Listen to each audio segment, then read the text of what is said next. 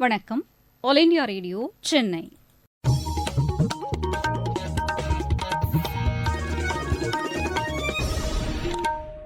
மாநில செய்திகள் வாசிப்பவர் சுதா குமரன். தலைப்புச் செய்திகள்: தேமுதிக தலைவர் விஜயகாந்த் பன்முக ஆளுமைத்தன்மை கொண்டவர் என்று பிரதமர் திரு நரேந்திர மோடி புகழஞ்சலி செலுத்தியுள்ளார். பெண்கள் அனைத்து துறைகளிலும் முத்திரை பதித்து வருவதாக மாநில அமைச்சர் திரு தங்கம் தென்னரசு தெரிவித்துள்ளார். சென்னை புத்தக கண்காட்சியை மாநில அமைச்சர் திரு உதயநிதி ஸ்டாலின் இன்று தொடங்கி வைத்தார். தமிழகத்தின் வளர்ச்சிக்கான ரயில்வே திட்டங்களுக்கு கூடுதல் நிதியை மத்திய அரசு வழங்கியுள்ளதாக பிஜேபி கூறியுள்ளது. இந்தியாவுக்கு எதிரான இரண்டாவது மற்றும் இறுதி டெஸ்ட் கிரிக்கெட் போட்டியில் தென்னாப்பிரிக்கா முதல் இன்னிங்ஸில் 55 ரன்னுக்கு ஆட்டமிழந்தது. இனி விரிவான செய்திகள்.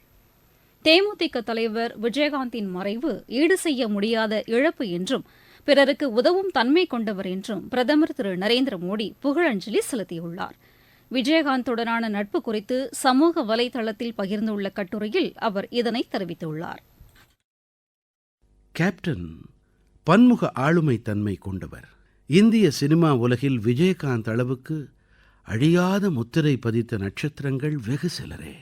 அவரது ஆரம்பகால வாழ்க்கை, திரைப்பிரவேசம் ஆகியவற்றில் இருந்து கற்றுக்கொள்ள வேண்டியவை ஏராளம்.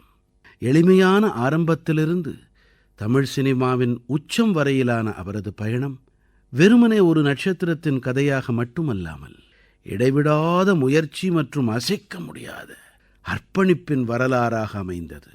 புகழுக்காக அவர் சினிமா உலகில் நுழையவில்லை. ஆர்வத்தாலும் விடாமுயற்சியாலும் உந்தப்பட்ட பயணம் அவருடையது. அவரது ஒவ்வொரு படமும் பொழுதுபோக்காக மட்டும் அமையாமல் அவரது சமகால சமூக நெறிமுறைகளையும் பிரதிபலித்ததுடன் பரந்த அளவிலான ரசிகர்கள் மனதில் ஆழமாக எதிரொலித்தது. பன்முக ஆளுமைத்தன்மை கொண்டவராக விஜயகாந்த் திகழ்ந்தார் என்றும் திரு நரேந்திர மோடி அதில் குறிப்பிட்டுள்ளார்.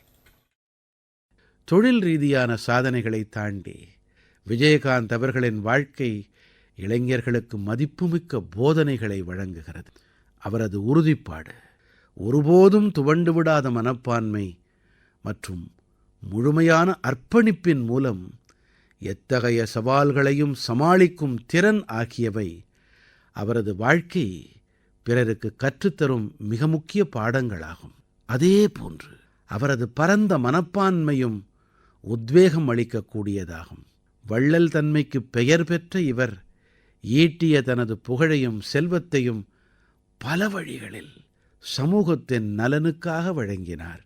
தமிழ்நாடும் ஒட்டுமொத்த இந்தியாவும் சுகாதாரம் மற்றும் கல்வியில் முன்னோடியாக மாற வேண்டும் என்பதில் அவர் எப்போதும் ஆர்வமாக இருந்தார்.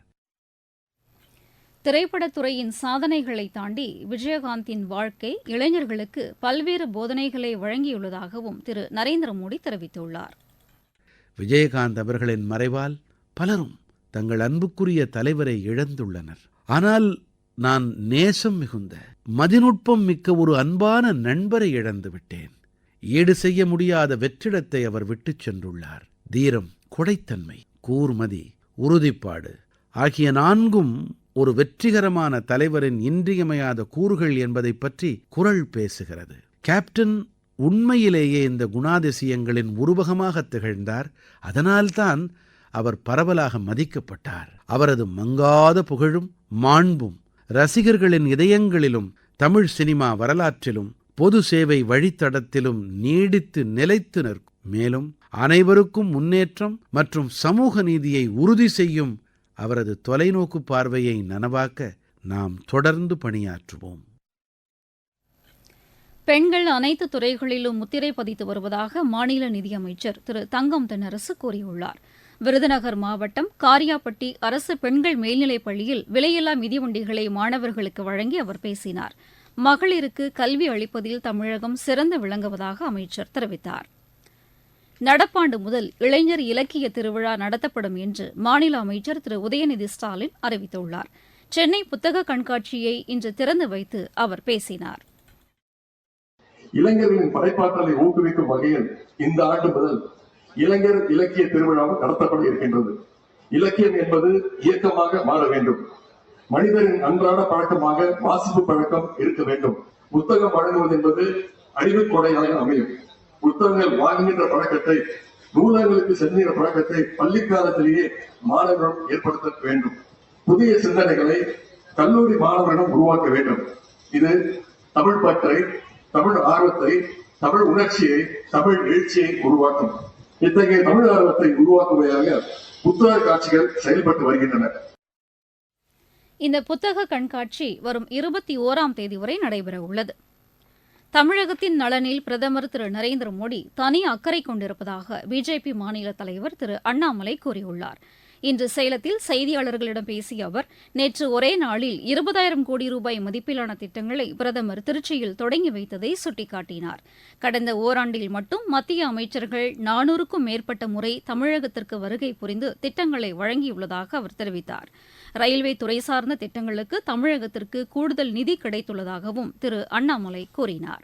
நீங்கள் கேட்டுக் கொண்டிருப்பது ஆல் இண்டியா ரேடியோவின் மாநில செய்தி அறிக்கை.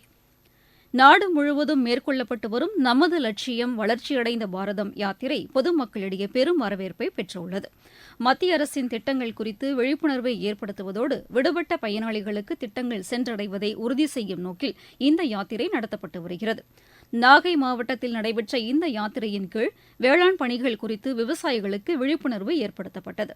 இது தங்களுக்கு பெரிதும் உதவிகரமாக இருந்தது என்று இதில் பங்கேற்ற விவசாயி திரு சாமிநாதன் எமது செய்தியாளரிடம் தெரிவித்தார்.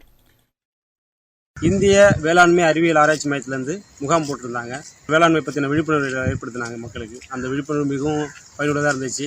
மத்திய அரசோட உஜ்வாலா திட்டம், வேளாண் சம்மந்தப்பட்ட எல்லா திட்டங்களும் பயனுள்ள வகையில் எங்களை விளக்கம் அளித்து அதை எப்படி விவசாயம் பண்ணுறது, விவசாயத்துக்கான மானியங்கள் எப்படி பெறுவது, அந்த மானியத்துக்கான வங்கிகளில் வந்து எப்படி நிதி உதவிகள் பெறுவது, இது சம்பந்தமான விழிப்புணர்வுகளை ஏற்படுத்தினாங்க. எங்களுக்கு மிகவும் பயனுள்ளதாக இருந்தது. இந்த திட்டத்தை வகுத்து கொடுத்த பாரத பிரதமர் நரேந்திர மோடி ஐயா அவர்களுக்கு மனமார்ந்த நன்றி தெரிவிச்சுக்கிறோம். அரபிக்கடலில் நிலை கொண்டுள்ள காற்றழுத்த தாழ்வு பகுதி தொடர்ந்து அதே இடத்தில் நீடிப்பதாக சென்னை வானிலை ஆய்வு மைய இயக்குநர் திரு செந்தாமரை கண்ணன் கூறியுள்ளார். எமது செய்தியாளரிடம் பேசுகையில் அவர் இவ்வாறு கூறினார். நேற்று தென்கிழக்கு அரபிக்கடல் பகுதிகளில் நிலவிய காற்றழுத்த தாழ்வு பகுதி இன்றும் அதே பகுதிகளில் நிலவுகிறது. நேற்று தென்மேற்கு வங்கக்கடல் பகுதிகளில் இலங்கைக்கு தெற்கே நிலவிய வளிமண்டல கீழடுக்கு சுழற்சியும் அதே பகுதிகளில் நீடிக்கிறது. தமிழகம், புதுவை மற்றும் காரைக்கால் பகுதிகளில் அடுத்த 2 நாட்களுக்கு ஓரிரு இடங்களில் லேசானது முதல் மிதமான வரை மழைக்கு வாய்ப்புள்ளது. அதிகாலை வேளையில் ஒரு சில இடங்களில் பனிமூட்டம் காணப்படலாம். கனமழையை பொறுத்தவரை 4ஆம் தேதி அன்று நீலகிரி மற்றும் தேனி மாவட்டங்களிலும் 5ஆம் தேதி அன்று நீலகிரி மாவட்டத்திலும் ஓரிரு இடங்களில் கனமழைக்கு வாய்ப்புள்ளது. மாவட்டச் செய்திகள். காஞ்சிபுரம் மாவட்டம் கோவூரில் 7 ஊராட்சிகளுக்கான டிராக்டர்களின் சேவையை மாநில அமைச்சர் திரு தாமோ அன்பரசன் இன்று கொடியசைத்து தொடங்கி வைத்தார். திருவள்ளூர் மாவட்டம் தோட்டக்காரமடம் சத்திரத்தில் மக்களுடன் முதல்வர் சிறப்பு முகாமினை மாநில அமைச்சர் திரு காந்தி இன்று தொடங்கி வைத்தார். செங்கல்பட்டு மாவட்டம் தாம்பரத்தில் மக்களவைத் தேர்தலுக்கான வாக்கு எண்ணிக்கை மையம் அமைப்பதற்கான அறைகளை ஆட்சியர் திரு ராகுல்நாத் இன்று ஆய்வு செய்தார். தருமபுரி மாவட்டத்தில் பள்ளிக் கல்வித்துறை சார்பில் 12ஆம் வகுப்பு மாணவர்களுக்கான கல்லூரி களப்பயணத்தை ஆட்சியர் திருமதி சாந்தி இன்று தொடங்கி வைத்தார்.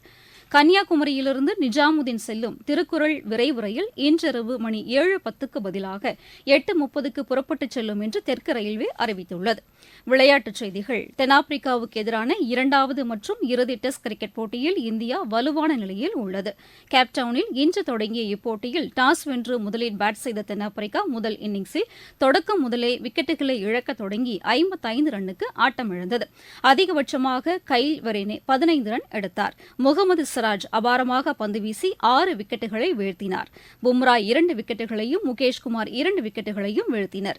இதனைத் தொடர்ந்து முதல் இன்னிங்ஸை ஆடிவரும் இந்தியா சற்று முன்வரை 4 விக்கெட் இழப்பிற்கு 111 ரன் எடுத்துள்ளது. ஸ்வீடனில் நடைபெற்று வரும் ரில்டன் கோப்பைக்கான செஸ் போட்டியின் 6வது சுற்று முடிவில் இந்தியாவின் ராஜா ரித்விக் 5 புள்ளிகளுடன் 2வது இடத்தில் உள்ளார். பிரிஸ்பேன் சர்வதேச டென்னிஸ் போட்டியில் இந்தியாவின் யூகி பாம்ரி, நெதர்லாந்தின் ராபின் ஹாஸ் இணை காலிறுதிக்கு முன்னேறியுள்ளது. மீண்டும் தலைப்புச் செய்திகள். தேமுதிக தலைவர் விஜயகாந்த் பன்முக ஆளுமைத்தன்மை கொண்டவர் என்று பிரதமர் திரு நரேந்திர மோடி புகழஞ்சலி செலுத்தியுள்ளார். பெண்கள் அனைத்து துறைகளிலும் முத்திரை பதித்து வருவதாக மாநில அமைச்சர் திரு தங்கம் தென்னரசு தெரிவித்துள்ளார். சென்னை புத்தக கண்காட்சியை மாநில அமைச்சர் திரு உதயநிதி ஸ்டாலின் இன்று தொடங்கி வைத்தார். தமிழகத்தின் வளர்ச்சிக்கான ரயில்வே திட்டங்களுக்கு கூடுதல் நிதியை மத்திய அரசு வழங்கியுள்ளதாக பிஜேபி கூறியுள்ளது. இந்தியாவுக்கு எதிரான 2வது மற்றும் இறுதி டெஸ்ட் கிரிக்கெட் போட்டியில் தென்னாப்பிரிக்கா முதல் இன்னிங்ஸில் 55 ரன் ரன்னுக்கு ஆட்டமிழந்தது. இத்துடன் இந்த செய்தியறிக்கை நிறைவடைந்தது.